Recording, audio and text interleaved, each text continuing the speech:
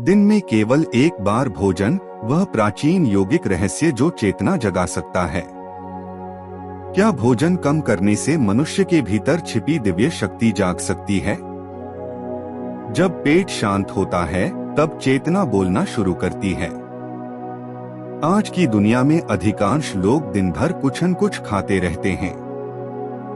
सुबह चाय, फिर नाश्ता, दोपहर का भोजन, शाम का नाश्ता और रात का भोजन। शरीर को शायद ही कभी विश्राम मिलता है। परिणाम थकान, मानसिक धुंध, बेचैनी और ऊर्जा की कमी। लेकिन भारत के प्राचीन ऋषियों ने भोजन को केवल शरीर का ईंधन नहीं माना। उन्होंने इसे चेतना को ऊंचा उठाने का विज्ञान कहा। इसी विज्ञान का एक अद्भुत अभ्यास है एक भुक्त, अर्थात दिन में केवल एक बार भोजन करना। यह भूखा रहने की साधना नहीं है, बल्कि ऊर्जा को पाचन से हटाकर आत्मजागरण की ओर मोड़ने की प्रक्रिया है। ऋषियों ने एक बार भोजन करने की परंपरा क्यों बनाई? ऋषियों ने देखा कि मनुष्य की सबसे अधिक ऊर्जा भोजन को पचाने में खर्च होती है। जितनी बार हम खाते हैं, उतनी बार शरीर का पूरा तंत्र पाचन में लग जाता है। यही कारण है कि भारी भोजन के बाद अक्सर नींद, आलस्य और सुस्ती महसूस होती है। परंतु जब पेट खाली होता है, तब वही ऊर्जा भीतर की ओर मुड़ती है।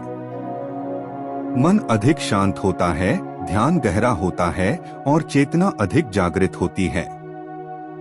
इसलिए अधिकांश योगी, तपस्वी और ध्यान साधक हल्का भोजन करते थे या दिन में केवल एक बार भोजन लेते थे। शरीर केवल शरीर नहीं, ऊर्जा का मंदिर है। योग कहता है कि शरीर में केवल रक्त नहीं बहता, बल्कि प्राण शक्ति भी प्रवाहित होती है। दो मुख्य ऊर्जाएं हमारे भीतर कार्य करती हैं। प्राण ऊपर उठाने वाली शक्ति, अपान नीचे की ओर ले जाने वाली शक्ति, जो पाचन और उत्सर्जन में लगती है। जब हम बार बार भोजन करते हैं, तो अपान निरंतर सक्रिय रहता है और प्राण की ऊर्ध्वगामी शक्ति दब जाती है। लेकिन जब भोजन सीमित होता है, तो अपान शांत होने लगता है और प्राण ऊपर उठने लगता है। यही अवस्था ध्यान, एकाग्रता और आंतरिक जागरण के लिए अनुकूल मानी गई है। जठराग्नि का रहस्य। आयुर्वेद कहता है, स्वास्थ्य इस बात पर निर्भर नहीं करता कि आप कितना खाते हैं, बल्कि इस पर कि आप कितना पचा पाते हैं। बार बार खाने से जठराग्नि कमजोर हो सकती है। अपचित भोजन शरीर में आम विषैले अवशेष बनाता है, जिसे अनेक रोगों का कारण माना गया है। जब भोजन के बीच पर्याप्त अंतराल मिलता है, तो जठराग्नि अधिक प्रभावी ढंग से कार्य करती है। शरीर हल्का महसूस करता है और ऊर्जा अधिक संतुलित हो सकती है। भूख शत्रु नहीं, एक शिक्षक। आज हम हल्की सी भूख लगते ही कुछ खा लेते हैं, लेकिन ऋषियों ने कहा कि सच्ची भूख हमें अपने शरीर और मन को समझना सिखाती है। अक्सर हमें भोजन की नहीं, बल्कि स्वाद, आदत या भावनात्मक संतुष्टि की भूख होती है। एक भुक्त का अभ्यास इस अंतर को स्पष्ट कर सकता है। आधुनिक विज्ञान भी क्या कहता है? आज अनेक वैज्ञानिक अध्ययन बताते हैं कि नियंत्रित उपवास और भोजन के बीच पर्याप्त अंतराल से शरीर को विश्राम मिल सकता है।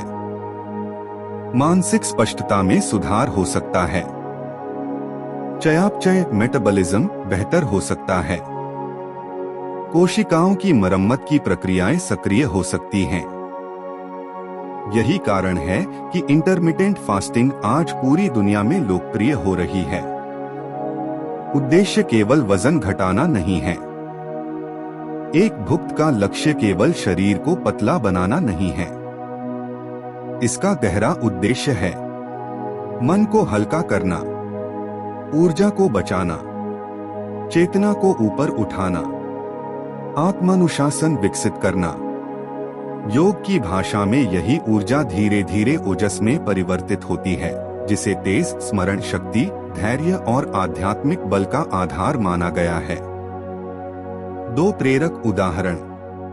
उदाहरण 1, धनुष और तीर। कल्पना कीजिए कि धनुष की डोरी हर समय खींची रहे। कुछ समय बाद वह अपनी शक्ति खो देगी, लेकिन जब उसे विश्राम मिलता है तभी वह अगली बार पूरी ताकत से तीर छोड़ती है। हमारा पाचन तंत्र भी ऐसा ही है। यदि उसे लगातार काम करना पड़े तो उसकी क्षमता घट सकती है। उचित विश्राम मिलने पर वही शक्ति अधिक प्रभावी ढंग से कार्य करती है। उदाहरण 2, नदी और बांध। एक नदी यदि हर दिशा में बिखर जाए तो उसकी शक्ति कम हो जाती है, लेकिन वही नदी जब बांध से नियंत्रित होती है तो बिजली उत्पन्न करती है। मनुष्य की ऊर्जा भी ऐसी ही है।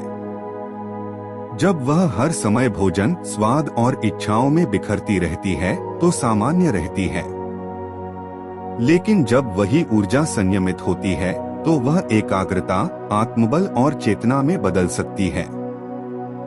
आज के जीवन में इसे कैसे अपनाएं?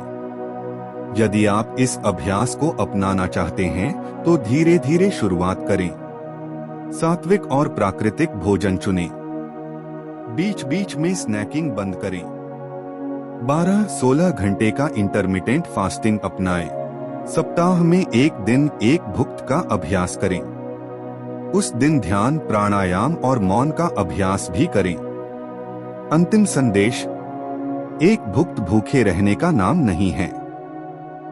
यह अपने भीतर बिखरी हुई ऊर्जा को वापस एकत्र करने की साधना है। जब शरीर हल्का होता है, मन शांत होने लगता है। जब मन शांत होता है, चेतना स्पष्ट होने लगती है। और जब चेतना जागती है, तब मनुष्य केवल जीवित नहीं रहता, वह वास्तव में जीना शुरू करता है।